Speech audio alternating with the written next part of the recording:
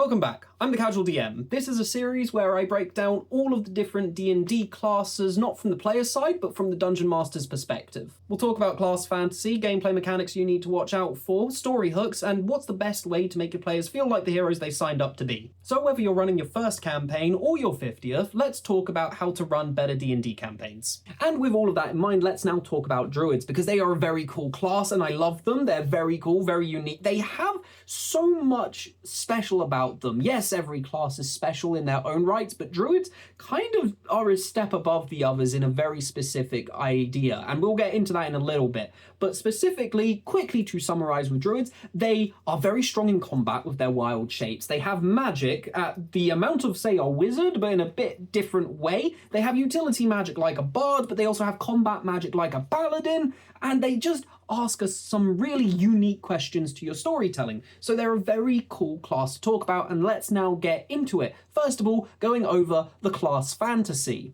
Because when a player signs up to being a druid, they're signing up to the class fantasy of the idea of belonging, but not specifically an individual or a group, but more the idea of belonging in nature, right? What I mean by this is that a druid specifically is signing up to what it means to be a part of nature. It's not just liking nature, it's not loving it, it's being a part of it, it's being a representative of it. It is being a part of the greater whole that is nature. And nature can be terrifying, it's certainly powerful, but easiest way to summarize it, how long do you think nature's been a thing?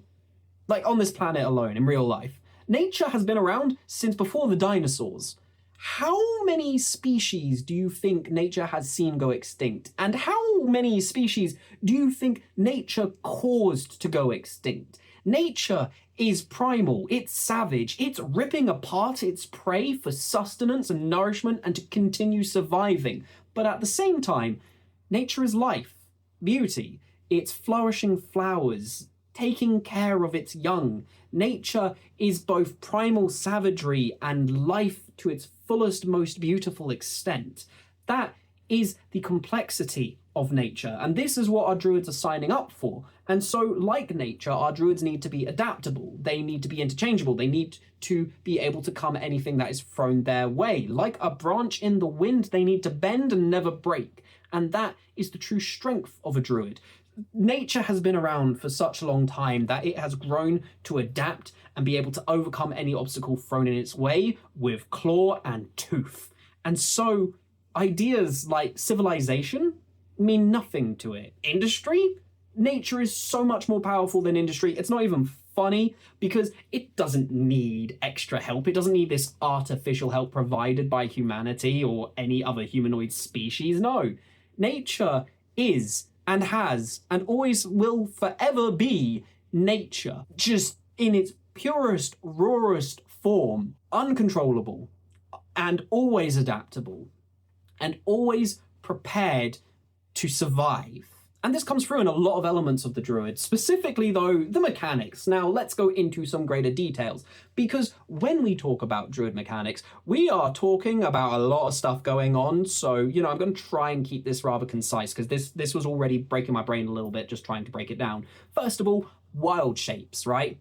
Wild shape magic is awesome. It's a very unique trait of the class, and it kind of complicates a lot of things because yes, first of all, combat wild shapes. Being able to be a bear in the middle of combat is strong. Being a bear that can end up taking out enemies, get hit, get knocked out, come back as a druid who is then able to take to the battlefield again as another creature, rough.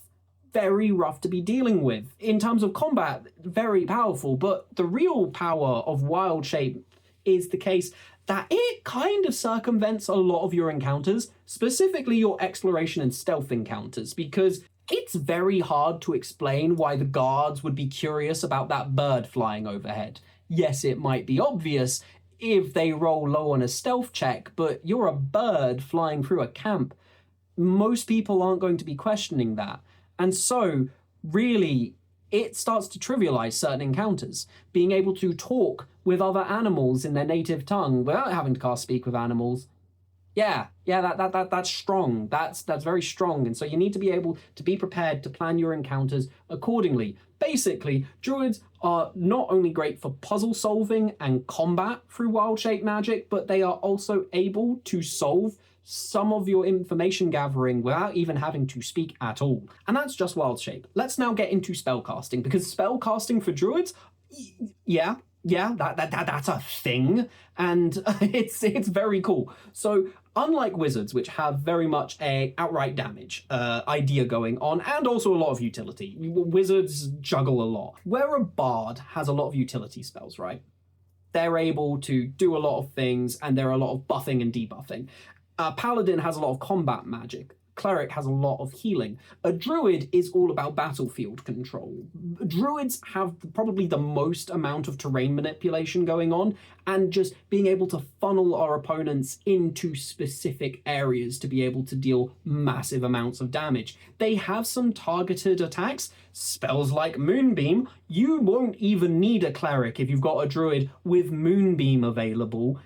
It's beautiful, it's powerful, it's a problem, but be aware of it. It's very fun. But yeah, basically a lot of battlefield control, and obviously a lot of their spells require to be out in nature, funnily enough. But the other thing is that a lot of the time, a lot of our spells are, well, a lot of the combats are out in nature. So yeah, just be prepared for that. And just remember that druid magic is a lot less blast and a lot more control and consequences. Be prepared for that one. Druid as a whole has a very unique utility in them, being the case that they can circumvent a lot of your scenarios, and specifically they are great at asking questions, being the case of, can I talk to this creature? Can I talk to this person? Can I talk to this plant? Can I grow this plant? Can I use these animals to be able to work around a situation? Can I become an animal to work around a situation?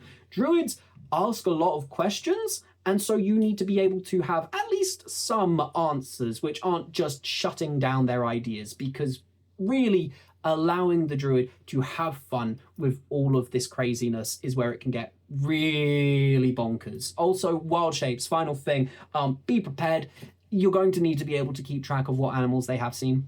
That's a thing. And so let's now talk about some cool elements that you can throw into your campaigns to really help your druid grow and also shine, and hopefully introduce some ideas which you might not have thought about. You probably have, but let's get into it, because immediately from the outset, when you end up thinking of druid, you probably end up thinking of a druid grove, and you would be right in thinking so. These are ancient orders, sects up and down the world, which help maintain the balance of nature, and that's the key word there, balance. Balance is crucial and fundamental to nature, because yes, there are herbivores, natural small bunny rabbits and normal creatures that just sort of do their own thing, and then there are hunters. They're the lions, the tigers, the basilisks and the Tarrasque that are natural predators, and that is the key thing. A druid will make sure that the lion is able to eat. It's within the lion's nature to hunt, but at the same time the Tarrasque is a hunter to such a scale that it begins to tip the scale, and nature needs to have that balance. So the Tarrasque needs to be stopped, whether being put to sleep or maybe a more permanent sleep. And that's, I think, the important part that you need to take away for your world building and your narrators, is that nature is balance. It's not just good. Nature pushes back against the idea of civilization. So really, this is where we can put in our stories, is the idea that maybe civilization is trying to go too far. Maybe civilization is expanding faster than nature can adapt. And so now the Druid Grove needs to sort of resolve this conflict. Do we let nature be taken over, or do we push back? And if so, that's going to breed conflict. The people of the civilization aren't going to be happy being forcefully blocked by nature. And so that is where our druid will be quite interested in getting involved in. But it's not just the clear-cut nature. Like, nature as a whole is ideas of spirits, the fae. And so these are the other more magical elements that come into our storytelling, because ancient orders probably have made pacts with ghosts, spirits, and fae creatures, and so it's important that certain boundaries and borders are well maintained, because occasionally these things might cross over into the rest of the real world. This is where things start to get interesting, because where does nature draw the line?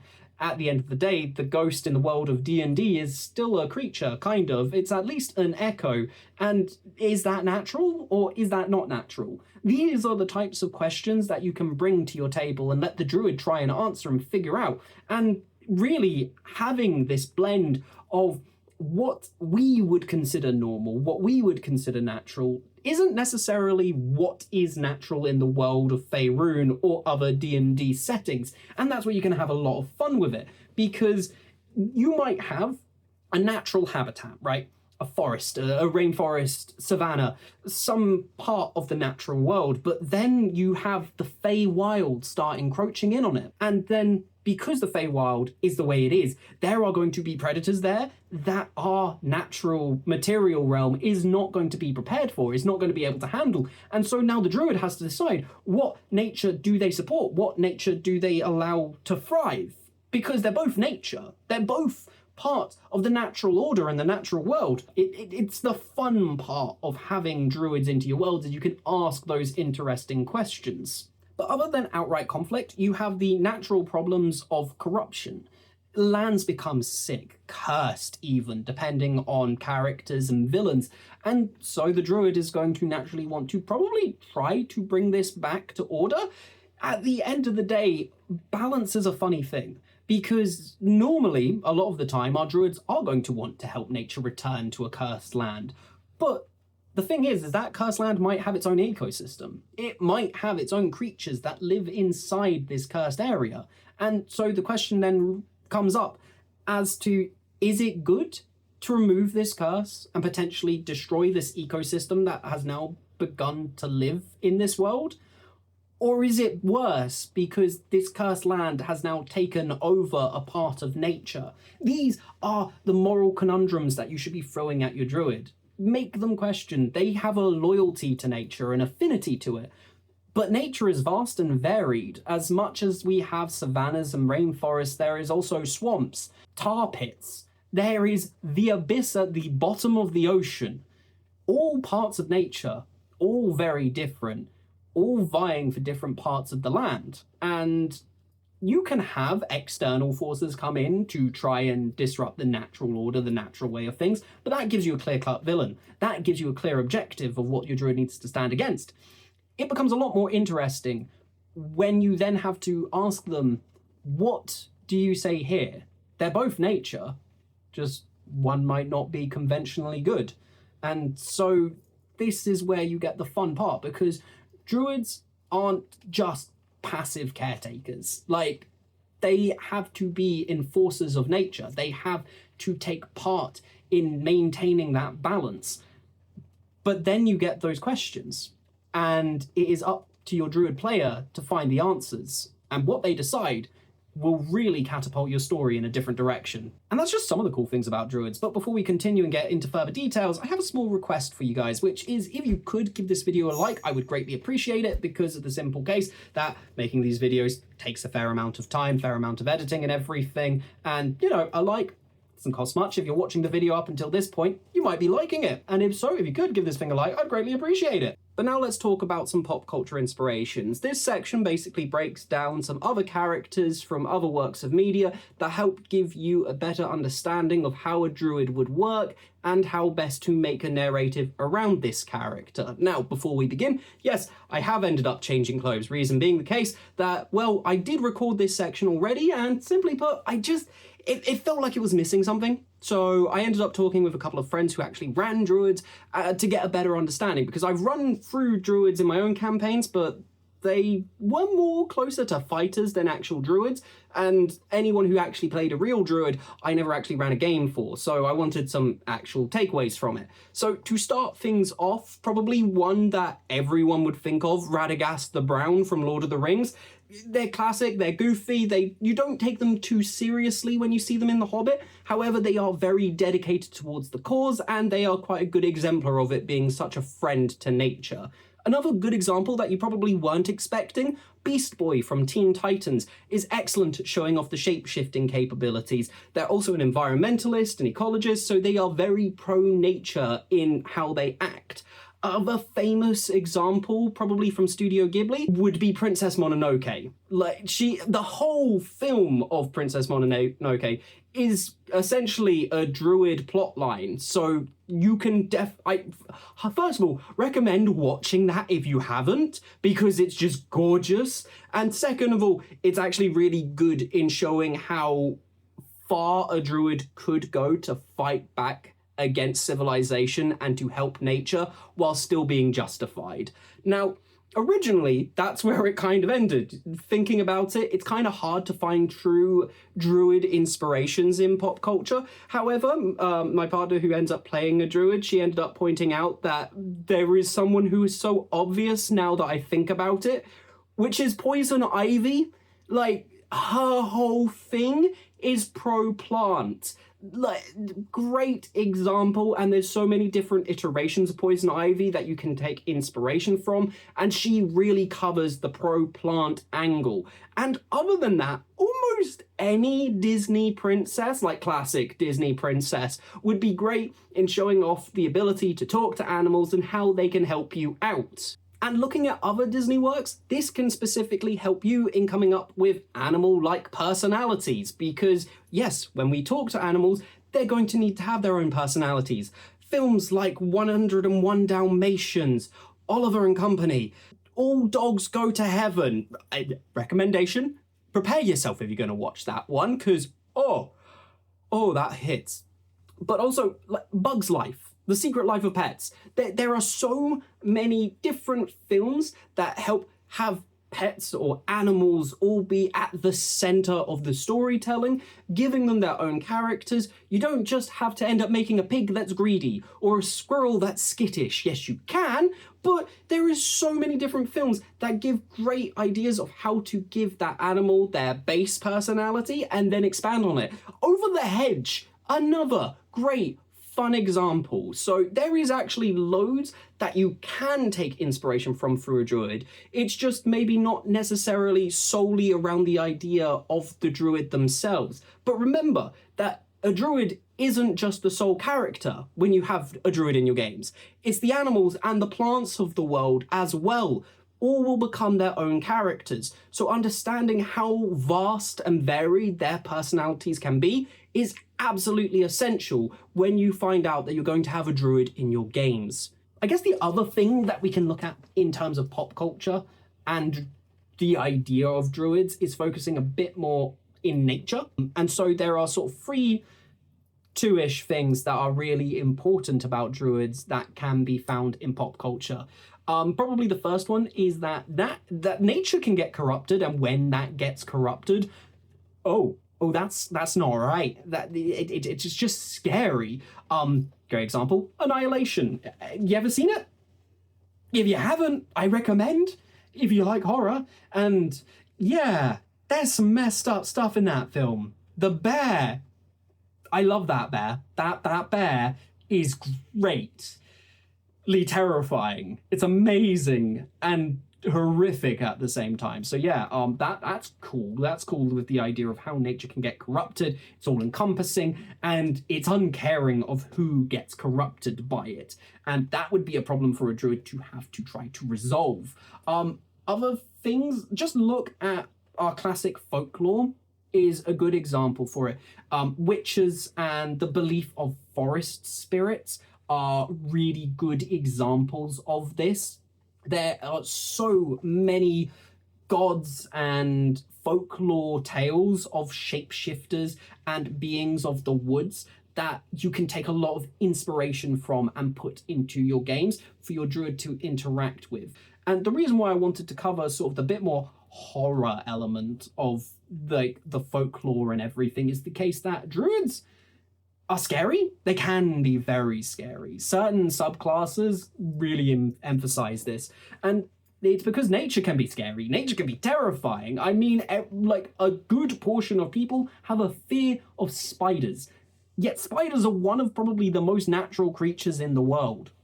Like, they just are. I'm sorry if you have a fear of them. Personally, my fear is scorpions, but even though I'm afraid of them, I still recognize that they have a spot in the world. They are important to a degree. And so we have to remember that sometimes nature isn't just grassy fields and flowers. It's the bogs and the swamps and the dimly lit caves of the world where creatures do reside. And your druid is gonna be one of the few people who should hopefully openly want to go into these places and learn about the world as much as they can. And so it is up to us as the dungeon masters of this world to design our worlds to openly encourage our druids to get out there and learn as much as they can and interact with it as much as they can and really have a lot of fun exploring the world. Most classes have interactions with other characters and combat and everything, but the druid is one of the classes that openly is all about the exploration element, and we can really have a lot of fun with it while also blending in the other core pillars of Dungeons and Dragons. Because first of all, to make druids feel truly important, we need to make nature react. And the easiest way to do it, weather. Weather is a huge thing in nature. Weather makes animals hide in shelters. Weather makes everything around it react. And so weather should be quite predominant in your campaigns when you have a druid involved in it.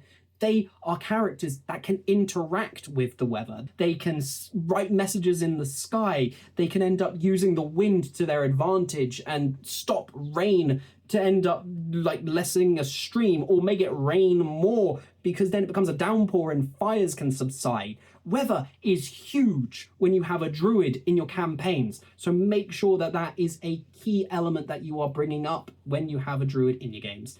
Other than that, animals are going to be needing to be a fair bit more frequent. Where you would normally end up having 1 to 500 other humanoid NPCs, now you need to occasionally throw in the odd squirrel, the odd deer, the odd rat, the odd bat, multiple fish.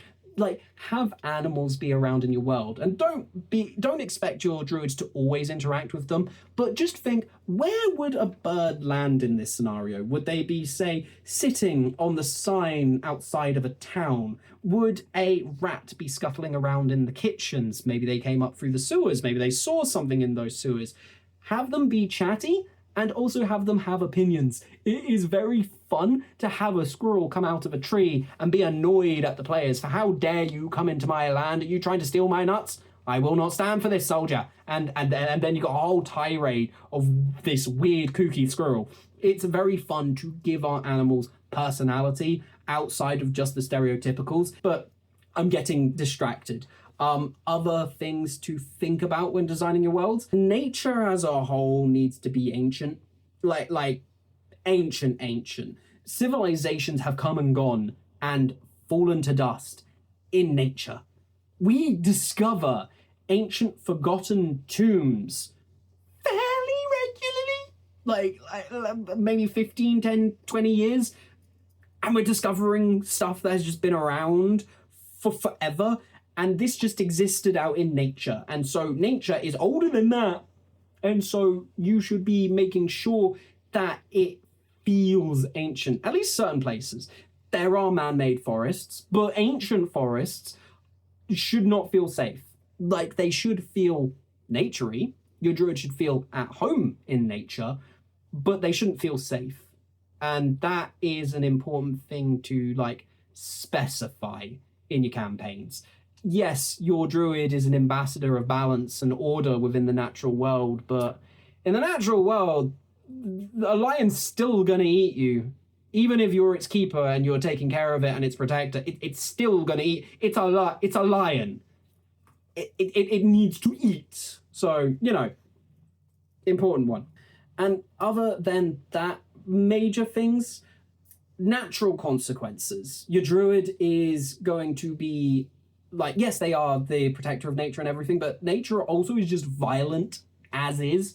So thunderstorms, tornadoes, volcanoes, tsunamis, all natural, just cataclysmic events are going to be kind of a good focal point for your games. Having natural occurrences and events that are destructive to the world, really fun to throw in, because it will mean that your druid has to end up sort of breaking the rules a little bit and outright stop nature from time to time. Oh, and finally, the world reacting to your druid, because that's important. Your druid is part of nature, they're not part of society, so yeah, stuff's going to happen. But as an example, if a druid, say, heals a forest, their predators are going to come back. They're going to start living in their natural habitat again. And so maybe that town on the outskirts of the forest is now going to have predators come back. And now they're going to have to deal with that. Another good example, if a druid is aware of a plague or rot or something going on in a forest and chooses to ignore it, that's going to fester. That's going to rot. That is going to have entities inside it grow and become more strong and more powerful. Maybe there's an undead infestation that begins to grow because of this rot. Like, there's lots of cool, fun parts that you can actually bounce off of, where the druid thought the best, most natural thing is actually detrimental to others. Even if it is natural, it doesn't mean it's good. Speaking of which, you then get the important choices going on, where, yeah, they are going to have to choose between nature and civilization quite a few times. And when you choose a civilization as a druid, you should have nature remember that. Not saying that it needs to be vindictive, but it needs to at least recognize the fact that that druid chose civilization over it. Yeah, that's quite an important thing going on in your story, and so needs to really be planned out and reacted to accordingly. And that's probably the key takeaway. You need to make your world feel alive with a druid. Nature needs to react, because otherwise your druids feel ornamental. Like, they don't have weight, they don't have importance. The whole point of the druid is to make the world feel and come to life. And it avoids a pitfall. And speaking of which, it's time to talk about some common DM pitfalls, because yeah, we make them all the time. First being the case that druids aren't nature clerics. Do you get what I mean when I say that? Like, a cleric will end up healing, they will end up doing their best to sort of be religious to their domains and everything, but a druid isn't that. Like, they can be, certainly. They can want to heal nature, they can want to communicate with the old ancient spirits and everything, but that isn't essential to them. And it is very distinctly different. Your druid doesn't have to be almost religious to nature to be a druid. They can just respect nature and the natural order of things and want to uphold it, which is a very key, distinct difference. So that's one. Other thing, wild shapes. Don't mistreat them. Like, yes, it can be problematic. Yes, it can be challenging. Yes, it ends up making the mechanics a whole headache, but that's the class. That's very much the way that the class is meant to work. And so we can't negate it. We have to encourage it. Just pay attention to what animals you bring up, what animals your player ends up noticing. Read through the rule book of wild shapes, because that's important and it occasionally changes. So you're going to want to be up to date with your rule set as to what is going on with the wild shape mechanics, and just let your players turn into what they can turn it into. Don't try and mitigate it or anything like that. But also at the same time, you can do that by just not letting the player see a velociraptor at level 2. Maybe. I'm not sure if my maths for the wild shape calculations are correct for that. But either way, being able to turn into a velociraptor in general is not a good thing. Well, it's great for the player, but in terms of gameplay mechanics and you as a dungeon master, oh boy, you gotta start planning around that. Ha! That's a thing. Another mistake is to make all of your conflicts around urban settings, like kings, queens, royalties, nobles, and civilization as a whole. Like, you can have a huge amount of your conflicts in your storytelling going on in nature. Like, that's a whole part of your storytelling that you can have. And at minimum, you can focus in on what's going on with the fact that nature is trying to combat your BBEG. Like, that's just a fun focus going on. Like, it happens in Lord of the Rings, and it's a very fun element. The Treants and Saruman is really an interesting story that goes on here. It takes a long time to get to, but that's kind of the whole thing of Ents. Also, Ents. Throw in Ents. Have them get encouraged. Like tree folk are just fun, interesting characters. And in a way, characters like Eladrin work really nicely with this, because they are kind of also incredibly bound to nature as a society. So if you are really struggling with avoiding urban settings and avoiding that side of things, putting those conflicts in a bit more of a natural style of urban works really cool, works really fun. Why not have a giant city in a giant tree? If you've got druids in your games, this is definitely the sort of crazy locations you should be considering. And finally, and I've already mentioned it before, but this is me telling you this to remember this in your minds. Nature is not pure good. Don't portray it as that. Nature is nature. Nature is rough to certain entities. It is horrific at times. Yes, it's nice. It's the natural order. It's the natural way of things. But that natural order and that natural way of things ends up having animals get ripped to shreds. It's not nice. It's not kind. It's beautiful in its way, but it's not good per se. It just is. And that is probably the most important takeaway. Don't let nature be soft. It is rough. It's got fangs, teeth, sharp senses, and bloodthirst. Not all of the time, but more often than you'd like. And this is what the Druids bring to the table. Moral discomfort. You can't sand that down with your Druid if you really want good stories to be told. It does get grim, it does get dark. And that's kind of the fun part of having a Druid in your games. And finally, let's go over some Dungeon Master Pro tips to make you even more prepared. So first of all, nature, as I've just mentioned, is its own thing. It should also have its own opinions. Like, actively give nature a personality and have different regions of nature have their own unique spin on that personality. That first immediate response to leaving one type of natural order and natural region and going into the next will throw your druid out of whack so quickly. Very fun. Do encourage it, because a desert's going to be very different from a grassy plateau.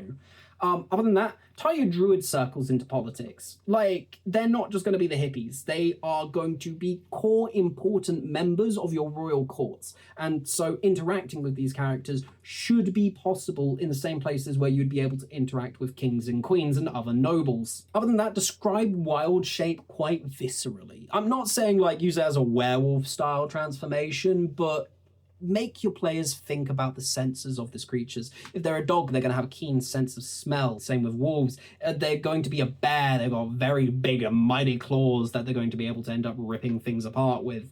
Like, actively think about the focal points of the creatures they're turning into and describe that. Make sure that you are showing some attention to that detail to get your players to think, oh yeah, I've got that. That's a thing I need to think about. And they will end up doing the rest.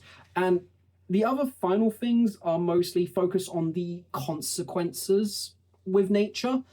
Don't throw in restrictions. You don't really need to with a druid. The fun part is actually the consequences. Yeah, they've managed to end up stopping a dam burst. Great.